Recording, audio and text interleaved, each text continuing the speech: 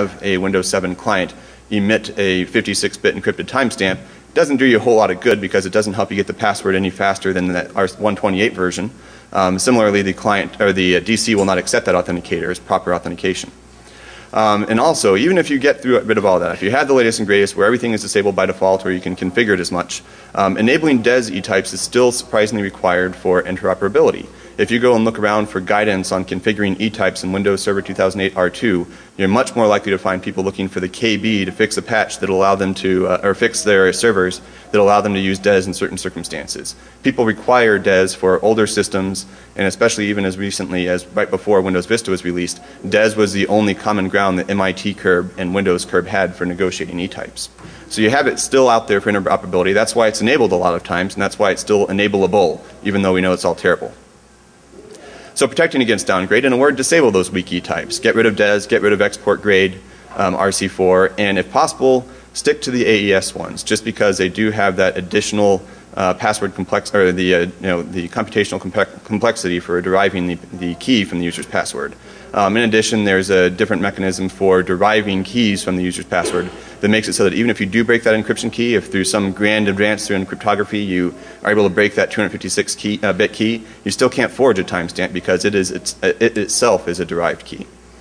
So disabling E-types, it's always configurable in MIT and similar distributions. Windows Server 2008 and R2 and Windows 7 introduced a new policy that allows you to configure E-types. And also these are just increasingly disabled by default. In the latest versions of Windows and the latest distributions of MIT, you don't have to take any, MIT Kerb 1.8, you don't have to take any additional steps.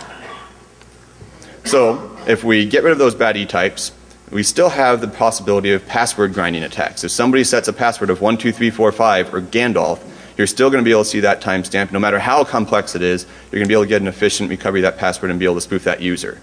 The response people say is use smart cards, use the public key Kerberos authentication mechanisms, and Brad will talk a little bit more about his research in that area. All right, so smart cards are the gold standard today for enterprise authentication. If you're in a highly secured environment, you probably use a smart card to log into your Windows workstation. And under the covers, that is all still implemented in terms of Kerberos. There's an extension to Kerberos called PKInit, which allows for public key cryptography, usually X509 based PKI, and usually certificates stored on a smart card, to be used to replace this initial authentication step that Scott has just been talking about. So instead of using DES and AES encryption, we're going to use public key encryption. The client is going to send a pre-authenticator that includes a certificate and a signature made with the private key associated with that certificate. And the KDC is going to respond and send the ticket granting ticket encrypted with the client's key and signed with the KDC's key and providing the KDC certificate. Relatively simple, only the first leg of the protocol changes. So one of the key things that you always have in Kerberos is mutual authentication. It's not just that the KDC wants to authenticate the client, it's that the client also gets to authenticate the KDC, because the KDC is then going to be the authority for every other service that the client talks to. This is relatively simple and implicit in a symmetric key situation, because you know that the only other person that has your key is your KDC. So you have, as long as you can decrypt the message, it came from the right person. In a public key situation, things get more complicated. PKI, we have chain building, we have roots of trust, we have policies, we have subject identifiers, extensions, things like that. And as we've seen in the last couple of years with HTTPS and SSL, this can be rather tricky. There's a lot of pitfalls, there's a lot of things that can go wrong. So we want to look a little more deeply into what are the validation policies for these certificates involved in public key Kerberos. So first thing that's of interest is who are the trust roots. And luckily for all of us, the usual suspects from the web are not involved. That big list of 200 CAs of varying trustworthiness or not that ships with your browser and your operating system and Java and everything else, those are not in the picture here, and we're all very glad of that. All the certificates for public key Kerberos have to be issued by a specific set of designated trusted CAs. This is usually in your Kerb5 config file for the open source clients. On Active Directory, it's stored in the directory in LDAP, in the NT-auth store, and it's also stored in the registry. Now, when you're authenticating as a client with a smart card, the way that the KDC validates that smart card certificate is it has to be issued by that authority. It has to have a subject name that matches your Kerberos principal or is mappable to a Kerberos principal. And it has to have a smart card authentication enhanced key usage flag to distinguish it from just any other soft certificate that's being used. That's relatively straightforward and implemented in the same way by almost every implementation. Where things get a little trickier is how the client authenticates the KDC, and there's some big differences in the implementations here. You still have to have that certificate for the KDC be issued by that specially designated authority. And the open source clients look for a special key purpose ID and enhanced key usage that says this is a KDC. This certificate is not anything else. It is a KDC. And you have to hope that the certificate authorities are very careful about who they issue those kinds of certificates to. Now Windows was actually, the public key Kerberos implementation was done before the specification was finalized and before this EKU is set up. So if you look at the certificates issued to Windows domain controllers, they typically don't have that EKU. So that raises the question, then how are Windows clients verifying this? And for a long time there was no documentation, there was no indication of what that algorithm was. But a couple years ago, with Vista SP1 and Server 2008 being released, there was a new group policy that appeared called Require Strict KDC Validation. And this is obviously pretty interesting. You would hope it was always strict. But if you look at the text here, it starts to just recapitulate the verification algorithm specified in the RFC. I won't bore you with that. But the last paragraph is especially interesting, caught my eye. If you disable or do not configure this policy setting, the Kerberos client will require only that the KDC certificate contain the server authentication purpose object identifier in the EKU extensions. That's it.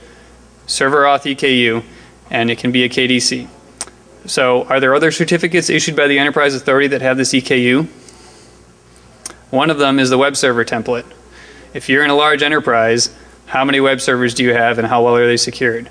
If you've been following advice of people like me who say you need SSL even on your intranet, you probably have a lot of these certificates floating around. Enterprise web applications are kind of notorious for their insecurity. They might not be patched, they might be running a mix of Linux and Unix and other operating systems. You have a lot of attack surface that allows someone on your network to potentially gain access to one of these certificates. And even if you're using network access control or something like that, you're guaranteed to have at least one system on your network that has one of these certificates, your remediation server. But unfortunately it gets worse, because when you install Active Directory certificate services, one of the templates that's enabled by default is the computer template. And this template also has a server auth EKU, and as you can see in the screenshot, every single computer that's joined to the domain has permission to enroll for this certificate by default. So what this means is potentially any computer in the enterprise has access to a credential which might allow it to impersonate the KDC to any other client in the enterprise. And we did some testing and verified that yes, in fact, that's the case.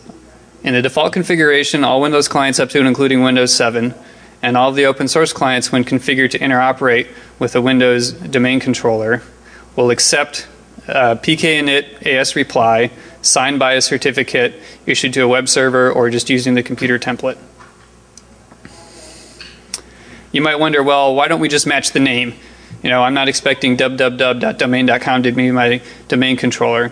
And it turns out you can't do this. This is our SSL, main part of our validation algorithm for SSL certificates. We can't do this for KDCs. First of all, it's not in the specification, so a lot of the certificates don't have a standard subject name field like that.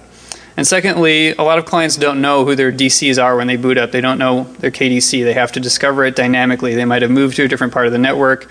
The administration configuration might have changed. So Windows clients are going to wake up, they're going to ask DNS SRV records, they're going to ask NetBIOS broadcasts, they're going to do a connectionless LDAP that's unauthenticated, a bunch of insecure protocols to try and get a name that they can then bootstrap Kerberos with. So there's no point in trying to match a name that you got from an insecure network protocol with the name you got in your certificate. So they don't even try. This has some interesting effects in the attack we're about to demonstrate, because if you don't do that match, you can't use DNSSEC to save you from this attack, because the client isn't doing any name verification anyway. As long as you can ARP, spoof, or be an active man in the middle, you can supply whatever certificate you want, even if it doesn't match the name. And Kerberos traffic is also typically exempt from IPsec policy, so you can't rely on IPsec to protect you. So what does our practical elevation of privilege path look like? So here's our typical kinit, which is the command line used in our open source implementations on, say, a Linux system to do Kerberos and then go get a file from a file server. If we replace this and put in our imposter KDC, we can also replace our file server because we're authenticating who the file server is, and we can poison the protocol and allow for the spoofed file server location to be trusted by our victim. We can send them a Trojan or a piece of malware and take over their session. And it's actually relatively simple to accomplish. Turns out that at Windows, this is much more difficult, and the basic naive attack we just showed there fails. And this is because the victim isn't just authenticating to the KDC, the victim has to authenticate to their workstation. So they make their initial request, and then they ask for a ticket to log onto their workstation, and they send that ticket locally, inside the machine where it can't be influenced by the network attacker to complete their authentication.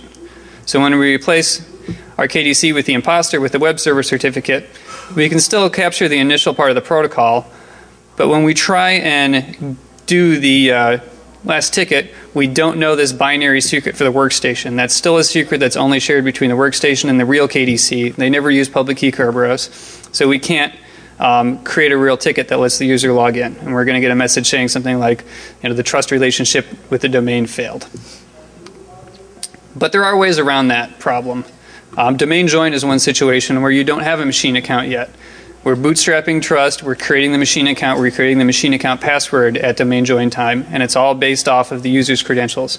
So if we can intercept a man in the middle of domain join being done with a smart card, we can use that to capture and man in the middle all the traffic, discover the machine account's password, take control of it, and then when the user logs in again with permission, we can just forward that traffic, join it to the real domain, and we have a machine which we know the system password for as long as it's valid, and there's no forensic trace of us on that machine. But domain join is an unusual situation, right? You don't typically see that happening on a network if you're an attacker. Many machines are joined offline or pre-joined. We want to be able to attack regular everyday traffic. Well, let's assume we also have control of a conspiring user. If we have full control of a workstation, it's not too much of a stretch to assume we also have control of a user account with real credentials in the domain. Maybe this is a conspirator, maybe this is just someone that we've owned. There's this interesting feature of Windows Kerberos called user principal name canonicalization. This is used so that administrators can move your account around within a large directory between realms and to different parts of the organization, and you don't have to know that that's happening. You can always use the same email address to log in. And we have the RFC draft text up here for you, but the basic gist of it is that the subject on the certificate on your smart card is not definitive for what your Kerberos account and your principal is. It's only a hint. It's a pointer, and the KDC is authoritative for what your actual account is once you start getting these tickets. So if this is just a pointer, we control the KDC and we have a conspiring user. What if we make your logon point to and look at the conspiring user's account instead? So here's the attack scenario we've built here. We have our victim who's trying to log in, and we see they make their initial request, and they say, hey, I'm victim, and I would like to log in. I would like to get an authenticator and a TGT. And our imposter KDC says, sure, here's your TGT. By the way, your actual principal name is patient 0, which is our conspiring or pre-controlled account. Victim says, okay, you canonicalize me, that's fine. Now give me a ticket to the workstation. The imposter KDC, since they have credentials for the real user patient 0 in the domain and they can talk to the real KDC, and since most users can log into any workstation in a domain,